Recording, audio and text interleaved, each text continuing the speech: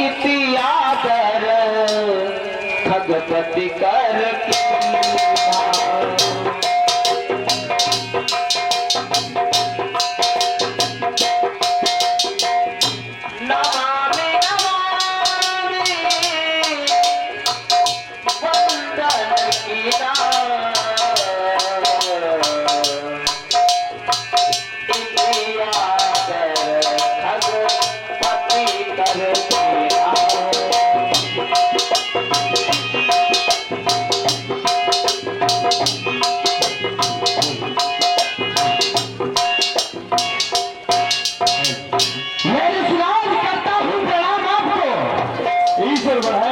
तुम्हारे ये सब प्रसाद को आओ गुरुदेव, आओ हमारे साथ चलो, महलों में पधारो, आओ चलिए। अरे आओ बैठो आसन पे प्रभु और चरण कमल में आए, अब वंदन करके चरण में देखो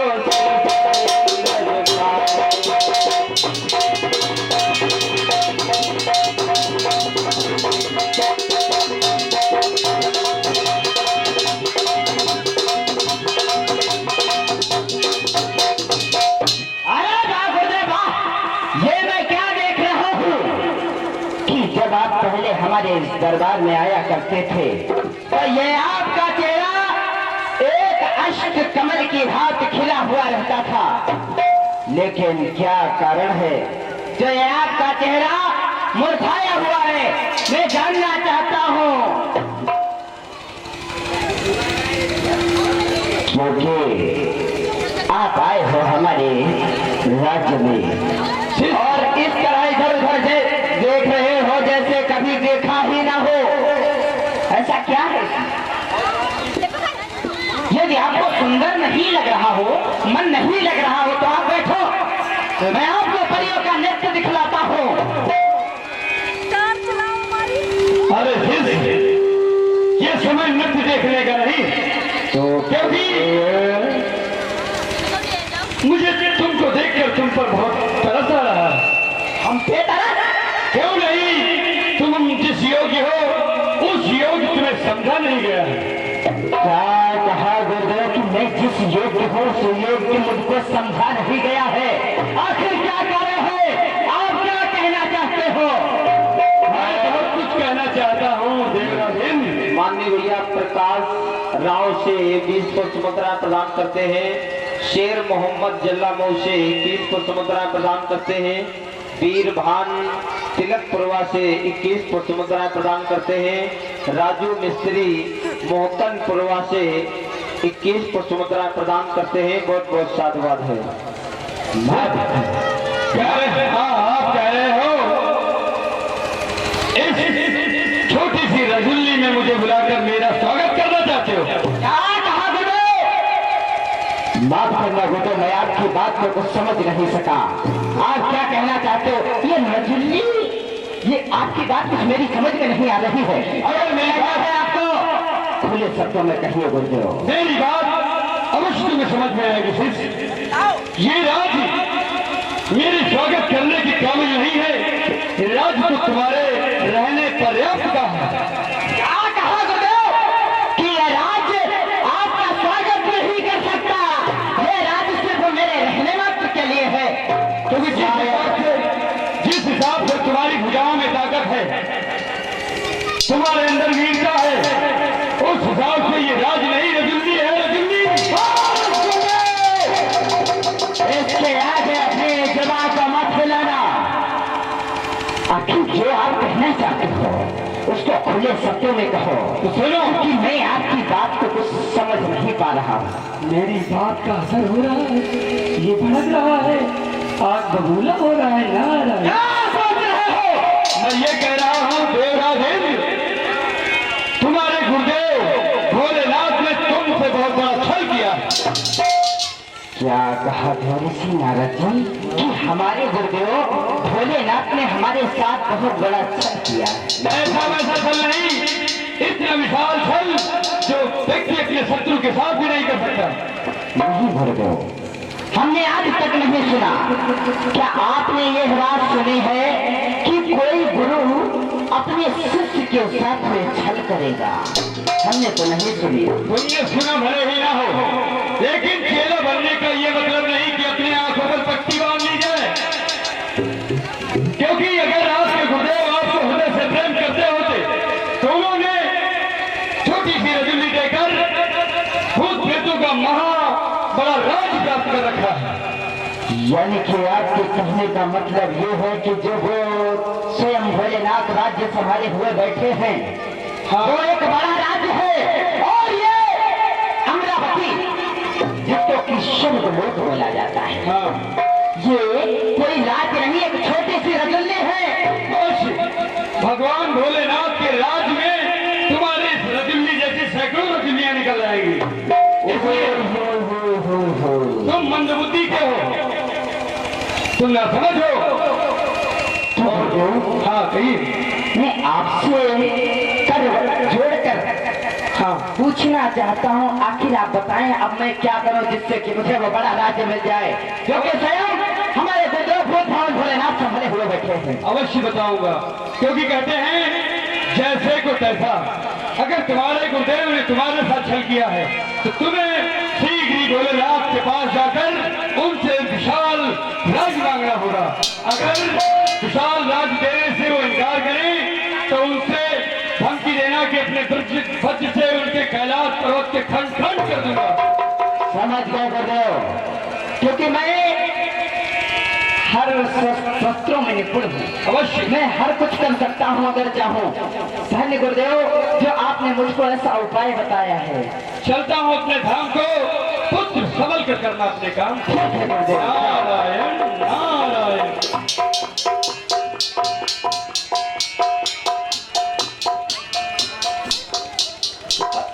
काफी हद तक मेरी इस वाणी का प्रभाव भड़कीले देवता पर पड़ चुका है।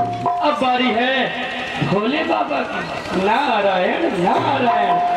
भोले बाबा के पास शीघ्र जाकर, इससे पहले कि वो देवराज इंद्र भोले बाबा के पास जाकर मेरा भांडा फोड़ दे, मुझे शीघ्र ही वहां पहुंचकर भोले बाबा के हृदय में देवराज इंद्र के प्रति कड़वाहट पैदा करनी होगी। नारायण नारायण। कहते हैं और गैरों से गिला क्या करे जब अपने बदल गए।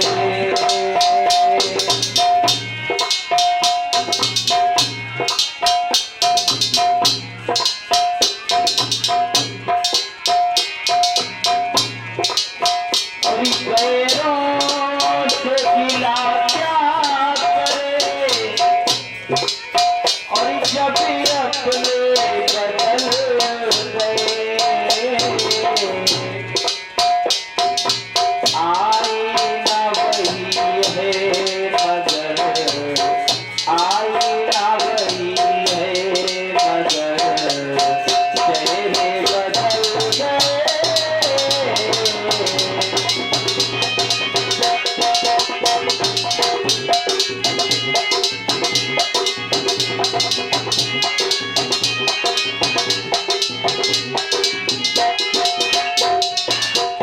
नारायण नारायण। कैलाश पर्वत पर पहुंच चुका। कितने भोले भाले हैं। इसका मतलब समझ में आया कि ऊपर से भोले अंदर से भाले जैसे खतरनाक। इनको भड़काने से पहले मुझे योजना बनानी होगी, वरना मेरा षड्यंत्र कहीं फेल ना हो जाए, इनके हाथों मेरा राम नाम सत्य ना हो जाए। नारायण। पहले इनको खुश करना चाहिए। और नेत्र गोरा बदन अज भस्म रनाई अंग, और जटा जूट के बीच में विराजमान थी।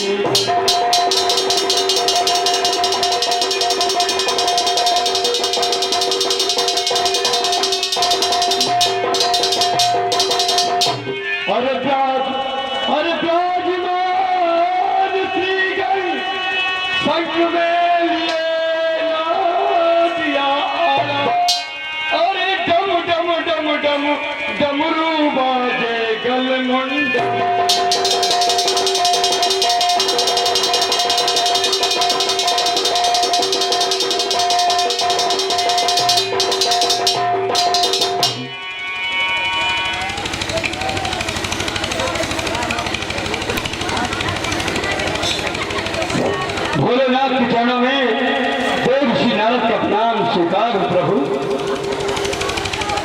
कल्याण हो। वो तो करा आई नहीं, देव ऋषि नारद, कल्याण तो करा नहीं। इस कैलाश पर्वत पर आपका स्वागत है, किसे आना हुआ?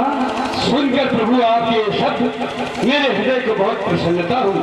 प्रभु वैसे तो मैं सिर्फ और सिर्फ आपके कार्य के लिए आया हूं। मेरे कार्य के लिए? हाँ प्रभु। अरे भाई, कहाँ से आगमन हो रहा है आपका? मेरा आगमन स्वर्गलोक यानी कि अमरावती से हो रहा है। मेरे परम शिष्य देवराज इंद्र की यहाँ से आगमन हो रहा है। हाँ प्रभु। कहो उसकी कुशलता कैसी है? कुशलता सुनेंगे तो अभी सब ठंडा फूट जाएगा नारायण। प्रभु कुशलता ही तो नहीं है। मैं आपसे बहुत कुछ कहना चाहता हूँ, लेकिन आपके सामने कहा भी नहीं जा रहा है और बिना कहे प्रभु रहा भी नहीं जा रहा है। अरे देव सिंह नारद, कैसी बेकी बातें कर रहे हैं? जो कुछ कहना निसंकोच कहो ना। मैं ये कहता हूँ प्रभु कि मैंने अगर आपके शिष्य के बारे में कोई बात कही, कहीं ऐसा ना हो आप उन बातों को मिथ्या यानी कि झूठ मान ले और मेरी बातों का कोई अर्थ ना रहे, व्यर्थ हो जाए। क्या कह रहा था मेरा शिष्य? तो सुनिए प्रभु, अपने हृदय को थाम लीजिए। जैसे ही मैं स्वर्गलोक के अंदर प्रवेश करता हूँ प्रभु, उसी समय मैंने क्या देखा कि आपका शिष्य देवराज इंद्र आपके बारे में अजीब बहुत भड़कीली बातें कह रहा था प्रभु। अरे वाह, क्या बातें कर रहा था? नीक हमको भी बताओ। वो आपको छलिया कह रहा है, आपको धोखेबाज कह रहा था। वो कह रहा था हमारे गुरुदेव भोलेनाथ ने हमारे साथ षड्यंत्र रचा है और हमारे साथ बहुत बड़ा छल किया है। मेरे शिष्य ने मेरे बारे में ऐसा कह रहा था? हाँ प्रभु, मैं तो सिर्फ बता रहा हूँ। कोई बात नहीं, उसकी ऐसी सोच है, असर हो रहा है। तो और कुछ कह रहा था? और ये कह रहा था कि मैं शीघ्र से शीघ्र कैलाश पर्वत पर जाकर भोलेनाथ से बड़ा राज मांगूंगा। अगर भोले बाबा ने राज देने से मना कर दिया तो अपने इस बच्चे से कैलाश पर्वत से खंड कर दूंगा। प्रभु आप संभल कर रहे मेरे शिष्य ने इन शब्दों का प्रयोग किया। अरे प्रभु इतना ही नहीं, आपके बारे में ऐसे ऐसे शब्दों का प्रयोग किया, सुनकर मैं श्रवण करते ही मेरे हृदय में बहुत पीड़ा सी होने लगी। ठीक है देव ऋषि नारद, आप घबराइए मत। अगर मेरा शिष्य आएगा तो मैं उसे समझा के वापस कर। क्यों नहीं प्रभु, भला मैं क्यों घबराने लग गया? घबराना तो आपको चाहिए प्रभु, क्योंकि किसी को छोटा नहीं समझना चाहिए। आप अपने शिष्य से संभल कर रहना प्रभु। क्यों नहीं, आप जा सकते हैं। प्रणाम करता हूँ प्रभु। श्रीमन नारायण नारायण हरि हरि नारायण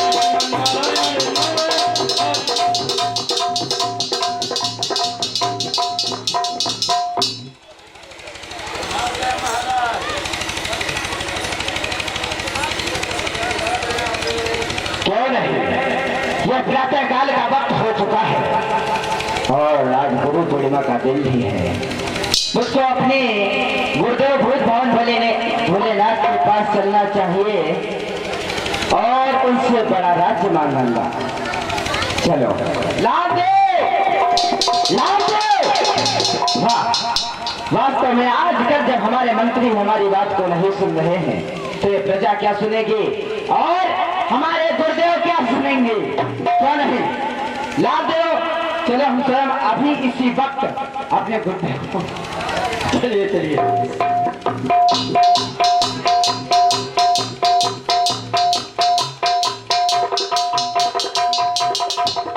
आगे महाराज, क्या बात है? वाह, आप तो गुरुदेव इस तरह समाधि में लीन है जैसे कि उनको पता था कि देवराजेंद्र आएगा और आज समाधि लगा लेनी चाहिए। हे भोलेनाथ, आंखें खोलो, कुछ तो बोलो। हे भोलेनाथ, आंखें खोलो। भोलेनाथ तुम्हारी चाहिए।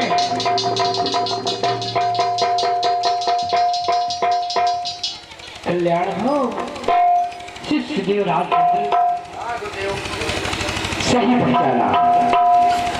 आइए गुरुदेव, आओ पधारो। अरे वाह, कैसे आना हुआ? आपको नहीं पता मैं किस लिए आया? हाँ, आप तो हर वर्ष आते हैं ना। तो फिर जब आपको मालूम है कि मैं प्रतिवर्ष गुरु पूर्णिमा के दिन आपके पास मिलने के लिए आता हूँ, क्यों नहीं शिष्यराज? और आप मुझे कुछ न कुछ देते भी हैं, क्योंकि मैं आपका सबसे छोटा शिष्य और परम शिष्य हूँ। परम शिष्य हो। लेकिन अब की बार आप ऐसे क्यों पूछ रहे हैं कि कैसे आना हुआ? अरे मैं तो भूल गया था।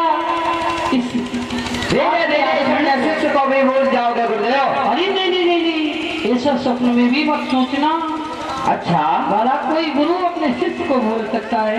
अगर भूल नहीं सकता तो क्या छल कर सकता है कोई गुरु अपने शिष्य का साथ?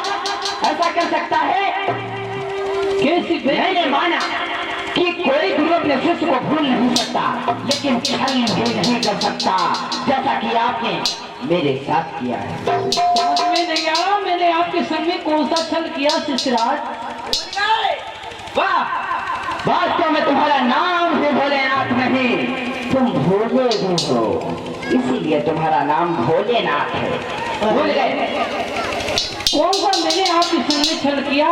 आपको याद होना चाहिए कि मैंने आपकी जब तपस्या की थी, आपसे मैंने वरदान में मांगा था कि गुरुदेव मुझको सबसे बड़ा राज्य चाहिए, लेकिन आपने ऐसा नहीं किया। मुझको एक छोटा सा राज्य, जो कि राज्य नहीं एक रजुल्ली, 33 कोटि देवताओं की मुझको दे दी, और स्वयं 56 कोटि दैत्यों का राज्य संभाले बैठे हुए हो। शर्म नहीं आती आपको? तुम्हें शायद ज्ञात नहीं कि तुम जिस राज के लायक हो, मैंने तुमको वही राज प्रदान किया। इसका मतलब कि मैं इस राज्य के लायक नहीं हूँ, तो वो भी क्यों दे दिया था? उसमें क्या कुछ ऐसा था जिसके मैं लायक बन सकता था? अरे बेटा, वो भी नहीं देना था। गुरु हमेशा शिष्य के लिए अच्छा ही सोचता है। वाह वाह वाह, इतना अच्छा भी नहीं सोचता, क्योंकि गुरुदेव अब आप मुझको बड़ा राज्य दे दीजिए और मैं उसी को लेने के लिए आया हूँ। ये बात आप कान खोल के सुनो। इसको आपको ज्ञात नहीं कि एक भी दैत्य अगर भड़क गया तो तुम्हारा क्या हास्य होगा? नहीं है, मैं तो संभाल लूंगा, मैंने कहा ना, मैं संभालूंगा। आप संभाल जाओ और वापस चले जाओ। अगर आपने मुझको बड़ा राज्य नहीं दिया तो मैं अपने पात्र के प्रहार से आपके कैलाश पर्वत के खंड खंड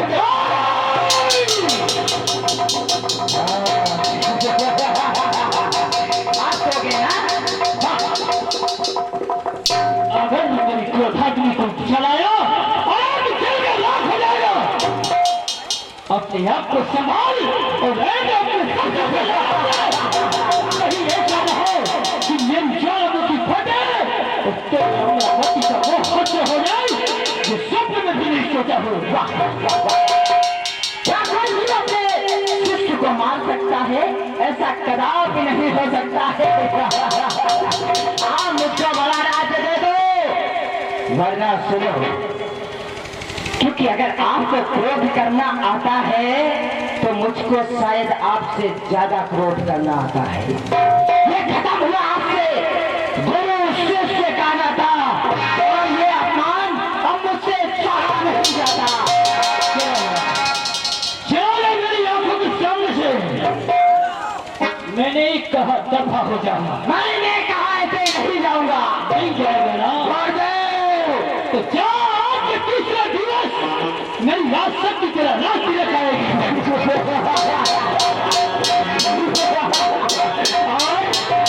अगर ऐसा नहीं हुआ तो चला जाऊंगा। मैंने जो वचन दिया, आज के तीसरे दिवस मेरी शक्ति तेरा रात तिलक करने आएगी। देख लूंगा। वचन के पक्के हो, मैं आज जा रहा हूँ, और यदि शक्ति नहीं आए तो मेरी बात को तो तुम सुन चुके हो भोलेनाथ। मैं जा रहा हूँ।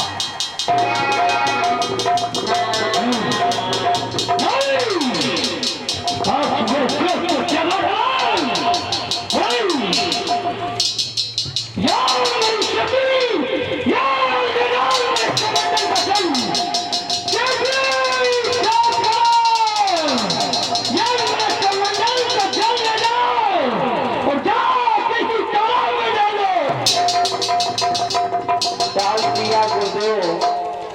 लेकिन तालाब उठ ना आया।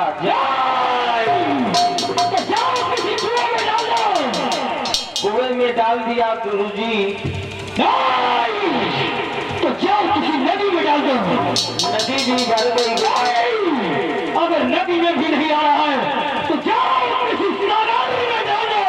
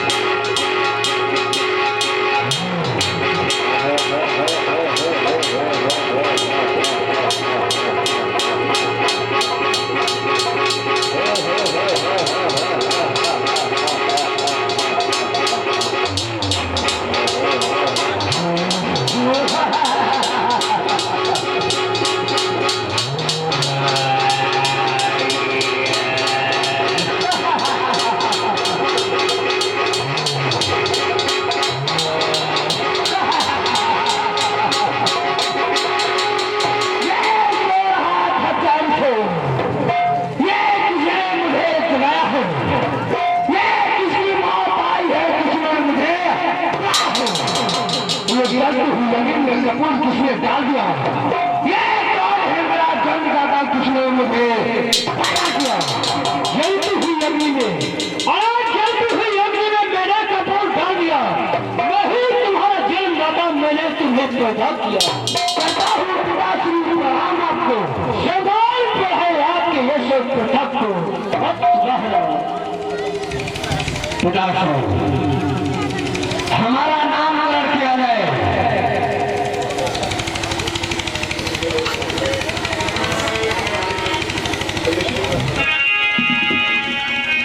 क्यों नहीं छोटे?